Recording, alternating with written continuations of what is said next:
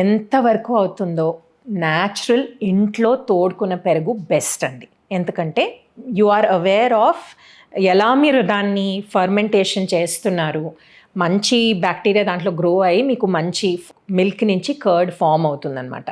So పెరుగు ఇంట్లో ఎంతవరకు మీరు తోడు పెడితే అంత మంచిది. సో చాలామందికి టైం ఉండదు తోడు పెట్టుకోవడానికి, అండ్ పులిసిపోతుంది బయట ఉంచితే.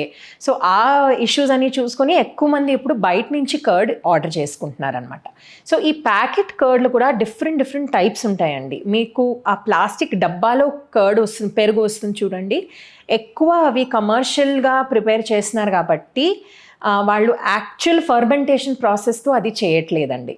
వాళ్ళు వేరే ఏమైనా మిక్స్ చేసుకుని దాన్ని ఫర్మెంట్ చేయడానికి ట్రై చేస్తున్నారు, కానీ actual correct bacteria which is necessary for the stomach and the gut అది యూస్ చేయట్లేదు.